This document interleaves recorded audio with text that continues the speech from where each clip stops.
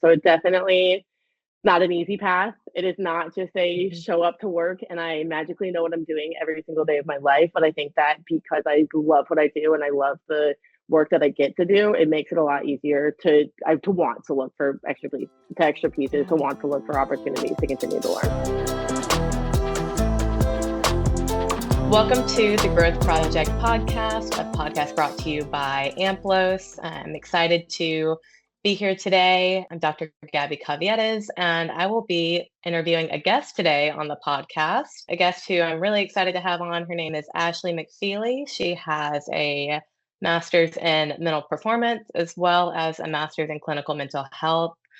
And she is currently working at a Power Four university within the athletics department, helping out student athletes. So, really excited to have you on, Ashley. Anything I missed there in terms of credentials, background? I don't think so. Thank you for having me. I'm excited to be here. Yeah, excited to have you. And just so our listeners know, Ashley and I actually go way back. We did our mental performance, sports psychology masters together at Florida State back in, gosh, that was what, 2019 to 2021, Yep. right in the midst of COVID as well, going way back in time. So we met in our master's program, and then I continued on with my PhD at Florida State, and you actually went on with a second master's in clinical mental health. So we kind of come from different backgrounds, but still working within the world of sport and performance psychology. Back in the good old days of online of online classes. Oh my gosh, yeah. I mean, let's go back to that. Because we had what, a semester in person and then the other year and a half basically online or hybrid. It was good times. It's a Uh, good way to learn how to adjust. Yeah. And then just so our listeners know as well, Ashley and I actually both worked together at IMG Academy, where we did the virtual mental performance coaching for youth athletes. The age range usually 13 to 18.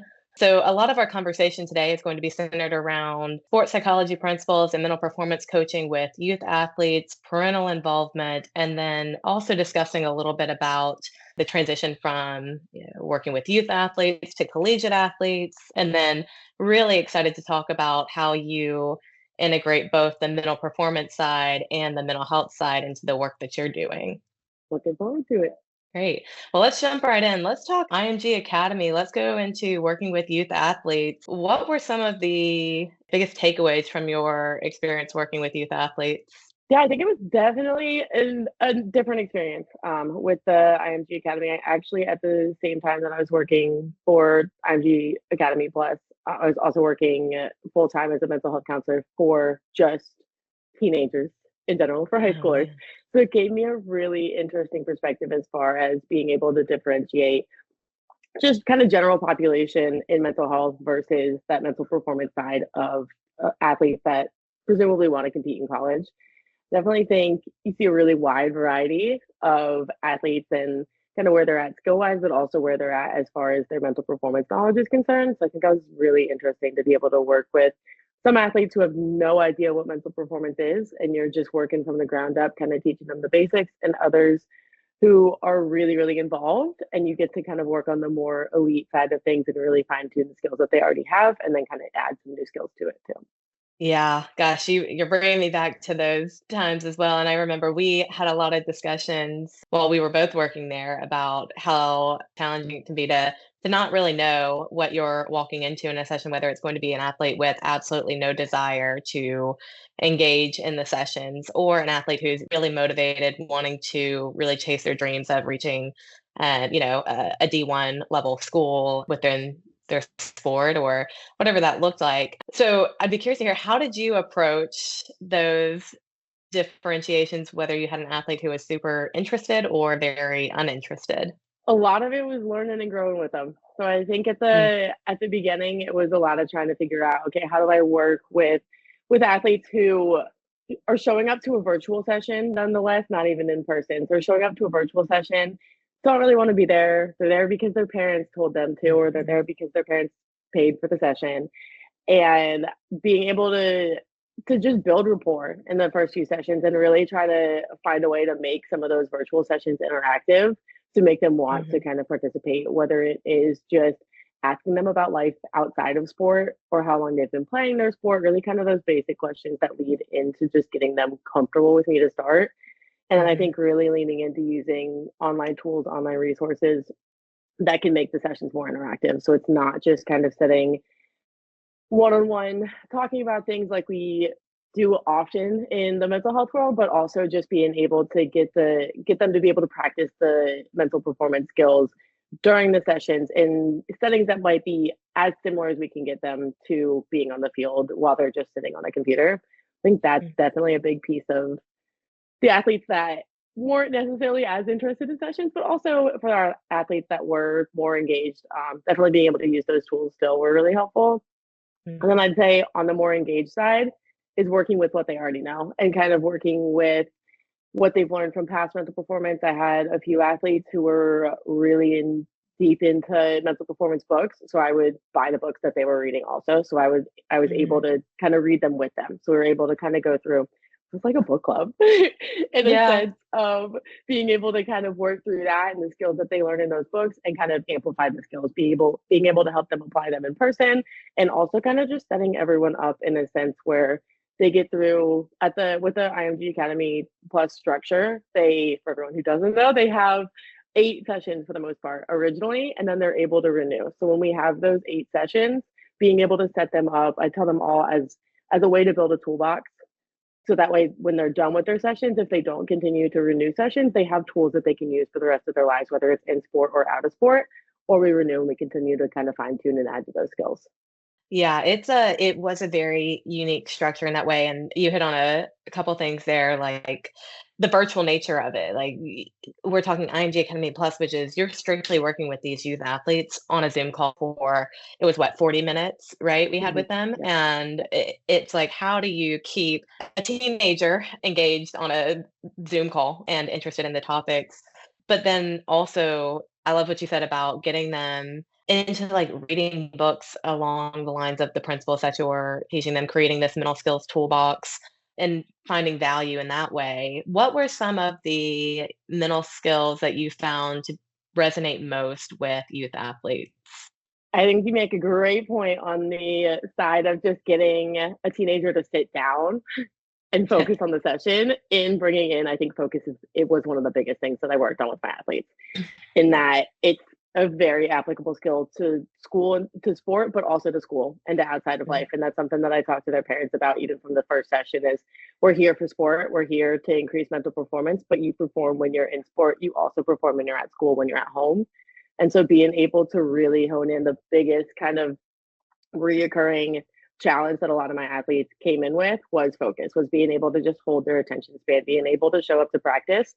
And when coach is off talking about the instructions or talking about the rules, being able to sit and listen to him after an entire day of school, and then being able to kind of expand that attention span for longer periods of time, and figuring out ways to, when we do find ourselves getting distracted, ways to refocus and ways to kind of hold it as much as we can, or be able to find ways that we can just focus on one little thing and find that progress in practice when it is really, really hard to just hold that attention span or hold that focus. Yeah, that's attentional control, attentional focus is one of, I would say, the dominating skills that also resonates the most with youth athletes. And that, like you said, it's a life skill that, we see all the time kids in school struggling to stay focused. Teachers get frustrated by that, coaches get frustrated by that. So if we're able to help them with these skills and teach them strategies for, like you said, maintaining focus for longer bouts of time, but also the ability to refocus when they get distracted. Do you have any helpful strategies to share with maybe if there's youth athletes listening to this or parents listening to this, tips they can share with their kids? I love a concentration grid. So for those of you who don't know, concentration grids they're just grids. You can either get them on your phone or you can print them out and do them just in person or with a marker. They're grids, and they start with number 0 and they go all the way up to 99. Seems like a very simple task. The numbers are all scattered and you go through and you find 0, you find 1, you find 2, all the way up to 99, and you do it as fast as you can. just explaining it, that seems very simple. And a lot of the times I feel like when I explain it to my athletes, they're like, okay, this is going to take me 35 seconds. It is a very complex task. It is not the easiest thing in the world. And so I really, really like to use those for that focus and concentration, just because if you are just doing those and nothing else with them, there are benefits to expanding your attention span and being able to refocus when we lose focus. But also, it adds this level of pressure. So when we start to work with competitive athletes and they have that just natural drive for competition, they want to get better. They want to take time off of how long it takes them to complete the grid. So you start to add pressure by trying to get them to decrease their time. So then that's when you can start throwing those skills and start adding breath work throughout to make sure that they're keeping their breath consistent, or start putting breath work ahead of time to try to drop their heart rate a little bit before they started, to kind of work with what then transfers to those pregame nerves, those pregame jitters, where when our heart rate increases, when we start to get competitive, when we start to get excited, then all of a sudden we can be like, oh, well, I just did this breath work before I did the grid. Let me try and see if I can drop my heart rate a little bit before I go compete. I remember using that grid so many times with my youth athletes as well. They do get very competitive with it as well. I think you actually, if I remember correctly, I mean, we had rosters of what, like 40, 50 athletes sometimes that we were working with. You would kind of keep a spreadsheet of the times of your athletes, if I'm remembering correctly. And they would ask you, like, what's the fastest time you've had somebody complete the grid this week? And before they did it, so that then they could try to beat it. And I thought that that was such a cool way to get engagement on a virtual setting where they don't even know who these other athletes are. They could be all over the world, all over the nation, but it's that competitive nature in them. So I thought that that was really cool. And then what you're touching on with like the pregame jitters and how this helps with that transfers to that. I mean, it's spot on. And anytime that you're getting ready to start a task that's sometimes timed, I know we would add pressure to the concentration grids by timing them or giving them a goal to reach within a certain amount of time. And that process kind of does initiate a little bit of that excitement or that nervousness going into it. So being able to regulate your breathing, bring your heart rate down, kind of those physiological responses to stress and gaining control of that. So yeah, it's a great tool. I love using it with my youth athletes, and even, my older athletes as well enjoy it. My collegiate athletes, I remember, would really enjoy using those. I think that that's great. I do want to transition a little bit into parents, and we worked, at IMG, we had the athlete sessions, which you touched on. We had 8 athlete sessions, but we also had included in that 2 parent sessions. Talk to us a little bit about the dynamic of balancing parental involvement with mental performance. For sure. This might be an unpopular opinion, but parent sessions, I actually really loved. I think it was a really unique opportunity if I was able to connect with the parents. A lot of the times it's more difficult with schedules, but able to connect with them, to be able to fill them in on the importance of mental performance. And a lot of the times it seemed like these parents were getting sessions and assuming, okay, mental performance is just going to help my kid in sport. I want them to play. I want them to be competitive. If they want to go D1, I'm going to do what it takes to get them to that level.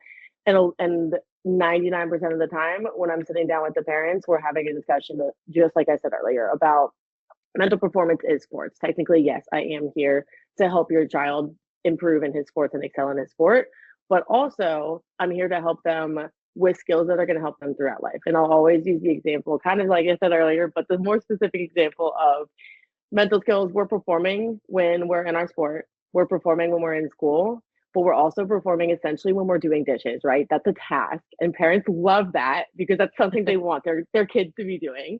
And so I think really being able to connect on that level can be helpful for them to realize, like, okay, let's buy in more. Like, let's not just push this on sport. Let me ask my child, let me check in with them, see what they're learning, see how they're applying it, and recognizing that it's easier to see if they're practicing these skills at home when they're doing dishes, when they're doing their homework, when they're getting into a routine than it is when they're on the field and we don't have that direct connect to them. So it makes them feel a little bit, I felt like it makes them feel a little bit more connected to be able to actively pursue that kind of active role with their kid that was going with, like, working with me on mental performance sessions, rather than just being like, okay, I'm working on skills that we're going to use on the field, but then when your kid's on the field and they're working in something mental, you can't see inside his brain. So being able to kind of talk through that back home and working through breath work, working through some of those skills when we are at home can be really helpful to have the parents kind of buy in a little bit more.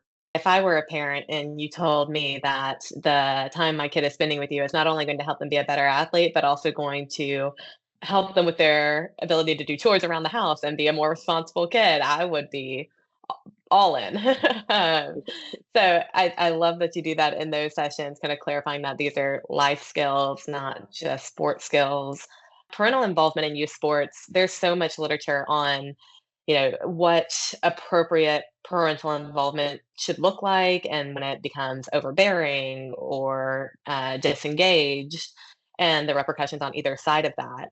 What have you seen in terms of like the best degree, and hopefully some parents will benefit from this, best degree of parental involvement? What does that look like? I'm definitely with you on the range, right? And it's really hard to pinpoint what that specific kind of side is, and it looks different with every family, which is for sure. I think my best example is actually one of the athletes that I had referenced earlier in terms of bringing his own books into the session. So how he actually found those books was his dad was really involved in the mental performance world and had given him books to read as suggestions. It wasn't necessarily a requirement. It was more so, hey, you want to excel in your sport? Here's some books if you want to try it. He read the books on his own, and then the athlete, chose to pursue mental performance sessions.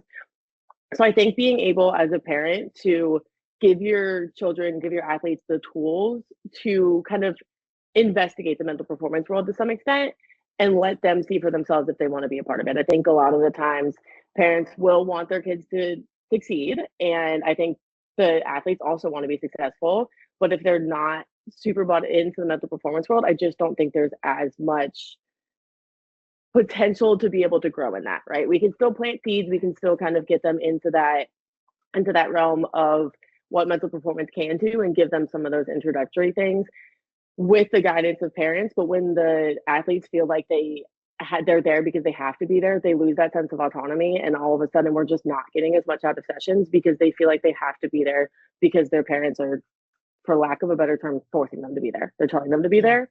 Where if we can help them by checking in, either maybe I had some athletes that their parents would check in that night at dinner. So like once a week after we had our session, they'd check in, they'd kind of talk about what they're doing, check in again on Sundays and see how the skills went throughout the week. So those parents who are involved in a sense where most of the week the athlete gets to do their own thing, they work on their mental performance skills, but then the parents will kind of jump back in and be like, okay, what are we doing? Let me check in on what I never called homework, but I'll call tasks, which is homework. Check in on those tasks and see if they're doing them. So then that way, when we get to sessions, we don't have to go back and repeat and repractice. They're able to use it throughout the week without it feeling like homework. Why I don't use the word homework is it's the same concept, but I think there's a lot of negative connotation with homework because we have to do it. And I want it to be something that they want to do. So when we're done with those 8 sessions, they can continue to do it on their own. Their parents can continue to check in periodically, but it doesn't feel like someone's just kind of hovering over them, waiting for them every single day to do something. Yeah, that word homework has such a connotation to it, especially in this age range that we're talking about, where they're probably already overloaded with homework from school and they're like, oh, I have to do another thing for this coaching session. Going back to something else you said, which is their perception around the sessions, and parents play a huge role in framing that. I have, recently worked with quite a few youth athletes while I've been with AMPLOS, and I can recall one who came to the session and, always started with the parents in the session I don't even think I should be here, but my parents think something's wrong with me. And that now translates to his experience. He's only here because his parents think something's wrong with him. And there's a whole stigma around that we try to break as practitioners in this field around. You don't have to have most athletes that we work with have nothing wrong with them. They just want to pursue better. And we're here to support that process. When they come into the session with that mindset, it's a whole nother challenge to try to overcome. And I'm sure you've encountered that as well. For sure. I think that's also one thing. I've definitely seen that from a variety of levels, whether it was from my athletes that I worked with IMG Plus, or even with the collegiate athletes that I work with now. I think that they're especially even more so in the mental health world, but I think mental health and mental performance get wrapped in together a lot, right? So we still have that stigma that we are constantly fighting on the side of we can go seek mental health, we can definitely go seek mental performance when there's nothing wrong, when we just want to get better. And I think that's one thing I'm also really cautious of when I'm in sessions, whether it is now in mental health and performance or in the past just in mental performance, in framing things as challenges rather than concerns. So I think that takes a little bit of the stigma away, because when it's a concern, then immediately our brain goes to, oh no, there's something wrong with me. Like this, somebody's worried about me, somebody's concerned. Where when it's a challenge, we overcome challenges every day. And so being able to look at it from the perspective of, okay, like a challenge is normal. A challenge is something I can overcome. A concern then goes back to, okay, something's wrong with me and I have to fix it. It doesn't necessarily, these aren't things that necessarily have to be fixed, but they're things that we can overcome and can kind of continue moving forward. That's a great reframe. Sometimes when we're doing like session notes and things like that, old templates used to say, okay, well, overview, presenting concern. And you're like, well, it may not be a concern, but there are challenges. So I love that reframe. You kind of touched on how this stigma and everything translates not only with youth athletes, but even at the collegiate level, which is where you've been spending your time for the last, what, couple years now, mostly with collegiate. And talk to us a little bit about what that transition has been like for you and some of the major differences you've seen. So it does feel like a couple of years, but we are coming up on a year in July. Wow. Oh, wow. Yeah. Okay. Definitely, It feels definitely much feels like it's longer been than longer. that. For sure, for sure. I think this opportunity, this role that I have at the university setting, I think is really ideally, it was my dream job. It's exactly what I wanted to do, in the sense that it does combine mental health and mental performance. I think that working with collegiate athletes in and of itself is a challenge, in that there's a lot of changes, there's a lot of adjustments, there's a lot of just moving pieces. There's less of the parent role. So some of the challenges that come with the youth athletes are a little bit, I'd say, mitigated, or a little bit less in the collegiate setting. But it definitely comes with the side of moving away from home. We're now competing at an even more elite level. The vast majority, if not all, of the collegiate athletes that come into the collegiate world, come into the D1, nonetheless, the Power Four world, want to go play pro as well. So it's not, we don't necessarily see that side of what you would expect in some cases if you didn't play at, or if you didn't play in college, or if you didn't play even at a either D2, D1 level, where that's the achievement. Being able to play at that highest level in the collegiate setting is a huge achievement. But a lot of the times what we see is they come in and the next achievement is to play pro, and we almost lose some sight on the accomplishments that we've made so far in that. With that in mind, I know that's a little bit more on the mental health, mental performance side. I think that this role really gives a great opportunity to lessen some of that stigma, right? So I say this probably once a month, just when I'm talking about my job and that side of things, is my role is a student athlete mental health counselor, but I am a certified mental performance consultant.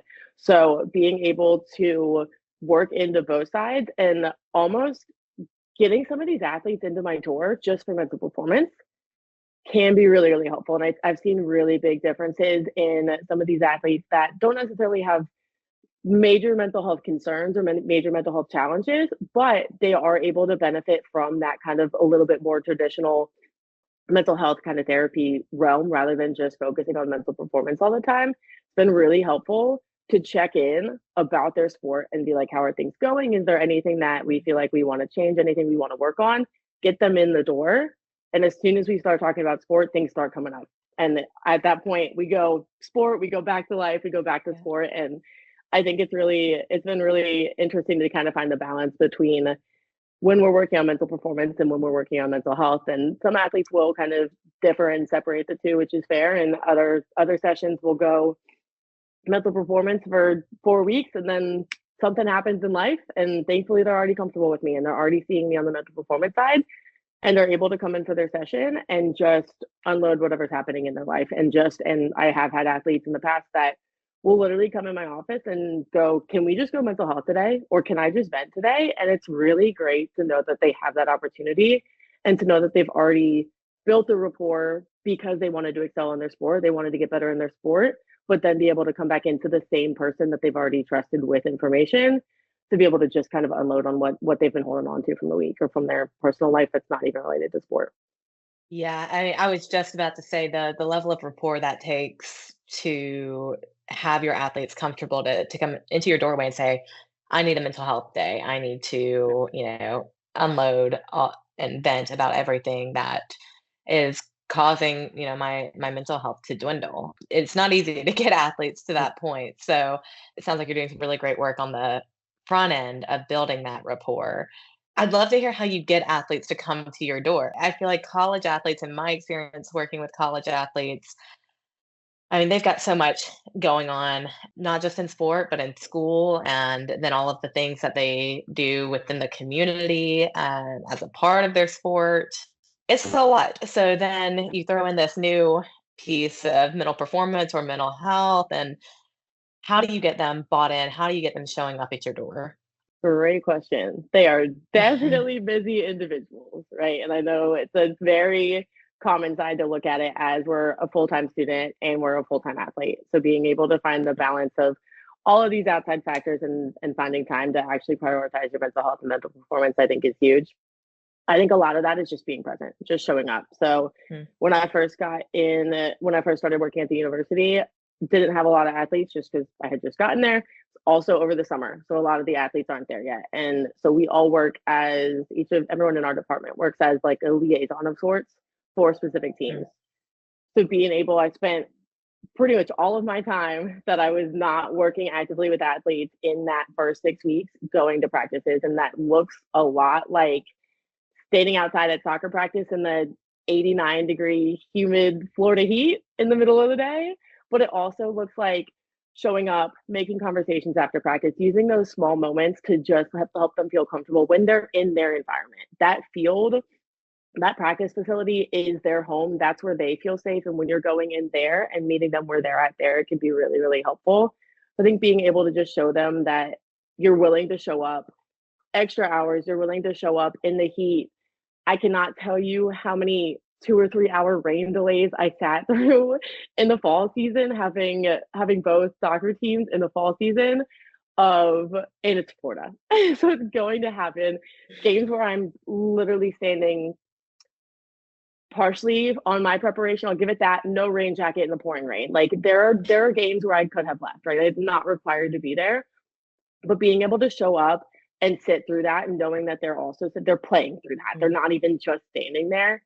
I think that really makes a lot of strides to be able to show them that you're willing to be there and you're willing to kind of be essentially in the trenches with them. And then really just reaching out, being proactive, having meetings with coaches, meetings with our treatment teams are great. So being able to be really involved with our athletic trainers, our nutritionists, our dietitians, our nutrition team, and our sports medicine team, and being proactive with things, right? Season ending injuries, I have been very adamant about. You have a season ending injury, I want them to be referred. Even if they never show up to my office, I want to be able to reach out and let them know that there's support, right?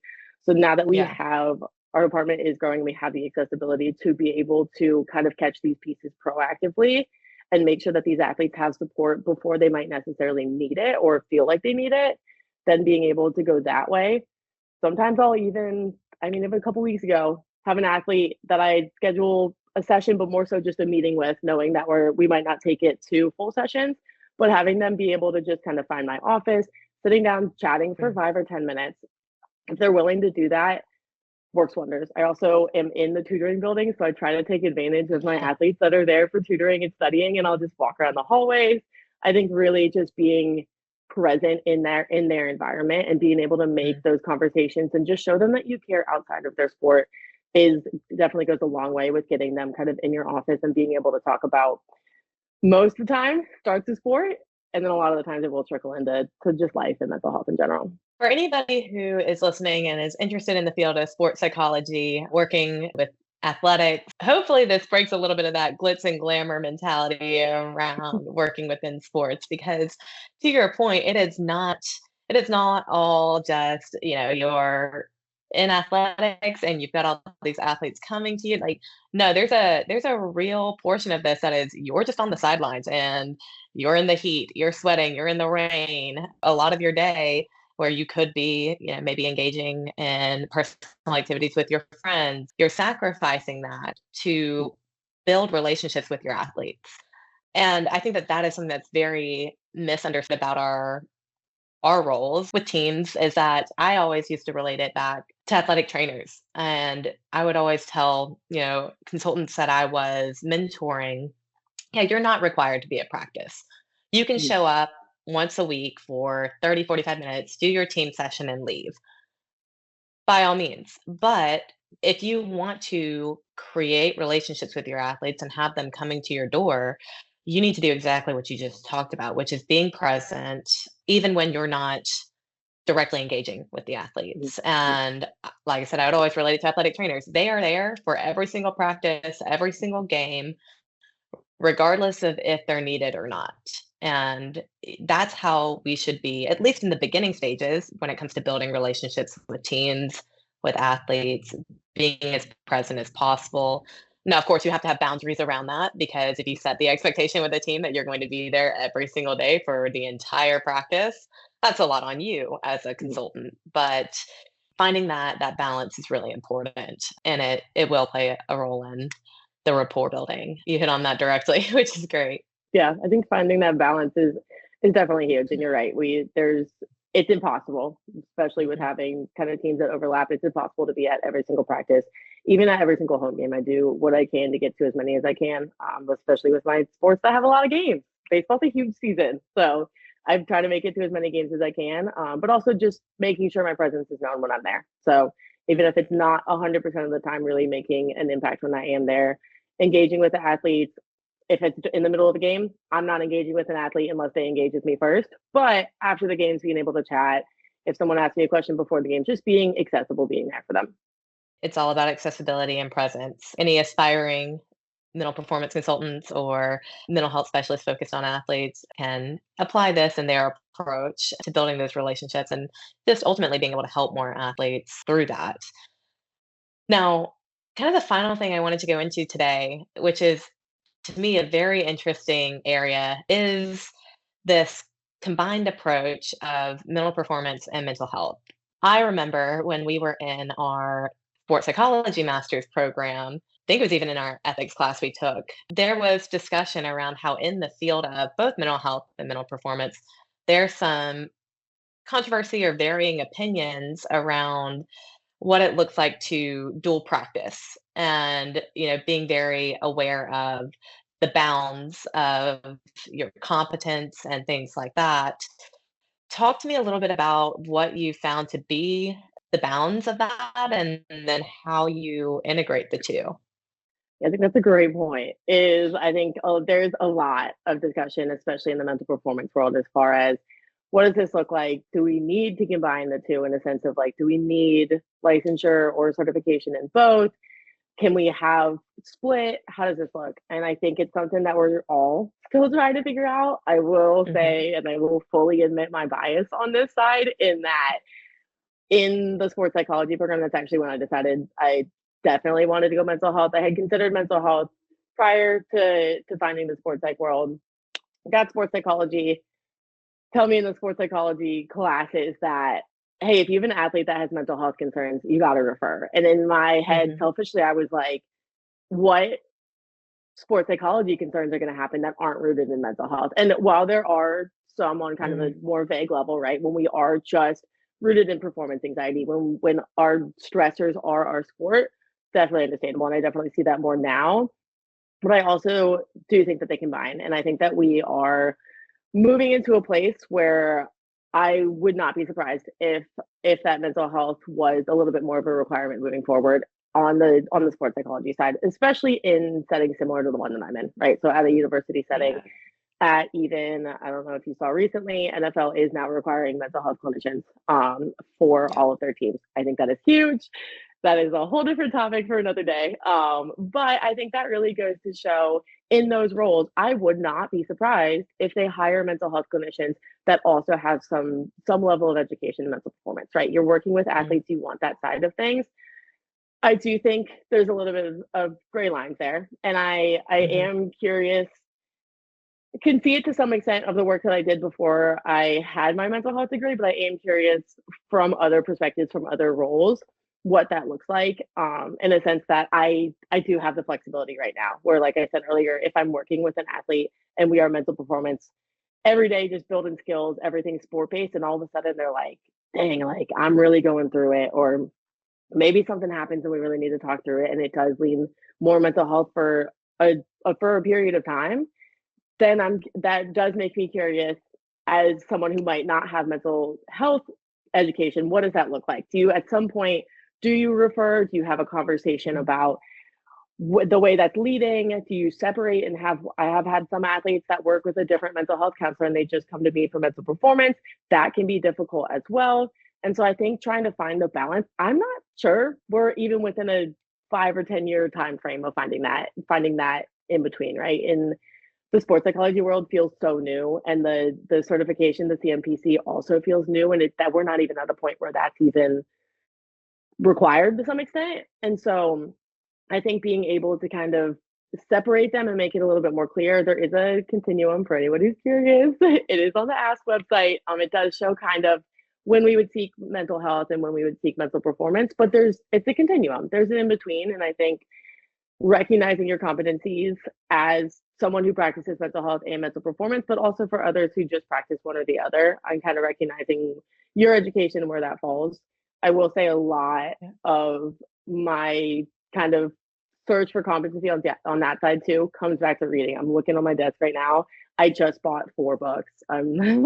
My book obsession is unreal, but I did just buy 4 books that have been recommended by other people and just are connected, right? And 2 of them are very heavy mental health based. One of them's just on anxiety. One of them's very specifically on just like sexual assault, sexual trauma. So really specific topics that sometimes I don't get either as much experience in that, or I don't have as much kind of mentorship on that side of things. So places where obviously the anxiety one have more experience, but just sounded like an interesting book. You can always learn more. But I think being able to use that time outside of work, do I spend most of my free time thinking about sports and thinking about work? Yes, but in a way that's fun, right? So being in a way that it gives me that opportunity to learn to kind of continue to grow, to continue to invest in some of these areas. And then I think from there, I'm currently, to give a little background, registered mental health counseling intern. So I'm 4 weeks from applying for licensure, right there on the cusp. So I'm still just under supervision for licensure in mental health. I can't get any extra trainings until I'm licensed. So I've already kind of been looking into what trainings I want to do and being able to specialize on that side. And I think a big piece of that is just continuing those trainings, continuing conversations with people in the mental performance world, building skills on that side. I've been to ASP, the sports psych conference most years. I will continue to go to that to learn from there. And then just being able to build, you almost have to build it on your own, but kind of be forward about or be on top of finding those skills and continuing your competencies in the areas that you want to specialize in the areas that you see often, right? There's some areas that I might not see as often in the roles that I play. And so maybe those are areas that I don't spend as much time doing research on. I'm not sure if this is a common thing in my role, but I almost always have 2 research articles pulled up on my work computer. I lean into research so heavily, and I think that being able to use it just to build new skills, but also to find ways to kind of incorporate the 2, but make sure that I'm staying confident in what I'm doing, I think is really important. So it's definitely not an easy path. It is not just a show up to work and I magically know what I'm doing every single day of my life. But I think that because I love what I do and I love the work that I get to do, it makes it a lot easier to want to look for extra pieces, to want to look for opportunities to continue to learn. Yeah, I mean, the continuing education piece is something that we at AMPLOS are huge on, just the evidence-based practices, continuing to expand our knowledge and awareness around the most recent research. It's a huge part of it. And then like you said, finding that middle ground or how the mental health and mental performance worlds tie together, like it's not clear cut. And I agree. I do think that it is hard to separate to a degree mental performance and mental health, but it's interesting because you've gone the route of training in both domains and I've stayed specifically in the performance psychology domain. So I know that for me, there are definitely times where I've referred athletes out for mental health concerns. For any practitioner who is leaning more on the performance side, I think that it is just so important that you are fully aware of your competencies, that undergo some sort of mental health training where you at least understand the warning signs and the symptoms of mental health concerns so that you know when to refer. And again, like within our field, there is so much gray area around this idea of dual practice, but uh, I agree. I don't think you can fully separate them. So it's been great kind of hearing the insights you have on meshing the two and the advice you've had for anybody in the field when it comes to continuing education, just reading and staying interested in, areas that you see being prevalent with your athletes. So hopefully people have taken some great takeaways from this conversation. Anybody who's interested in the field, I know I keep getting messages and we get, inquiries on our website about young professionals and college kids who are just interested in this field and don't understand fully what it is. So hopefully this conversation today created some clarity around that, allows people to continue growing this field in a positive manner. Well, I know we're kind of wrapping up today. Is there anything else, Ashley, you had to share about your experiences or any advice you have finally for our listeners? I just feel like I think a lot of what we talked about today kind of comes back to, and especially what we were just talking about on the continuum, is putting the athlete first. I think that a lot of the times, if we're able to take a step back and kind of think about what we're doing and how that relates to whether it's putting ourselves first or putting the athlete first, yes, we do have to put ourselves first sometimes, right? That is just part of self-care. But I think being able to go back, even like we talked about the practices and showing up then and being able to build that rapport, but then also that continuum of the mental health side. And there is a mental health first aid training that I would recommend for people who aren't in the mental health world to give you some of that information on the signs and the symptoms. And it's more of a crisis thing, but it is really helpful when you're in kind of in those situations. But I think being able to kind of look back and check yourself in some situations and think, okay, is what I'm doing putting the athlete first, or is there a way that I can put them first even more? Doing what's best for the athlete really is super important in that case, and just kind of checking yourself on that. Yeah, I couldn't agree more. And putting athletes first, but also remembering sometimes you do have to put yourself first. Avoid that burnout. We talk about it all the time in sports and the work that I'm doing in the corporate setting. It's very prevalent. So thank you for taking the time to be on the podcast today. And for our listeners, if you have any feedback or questions, please submit that to us. We love kind of hearing from you guys. If you enjoyed today's episode, like, subscribe. We look forward to having you all listen to our next episode. Thank you, everyone.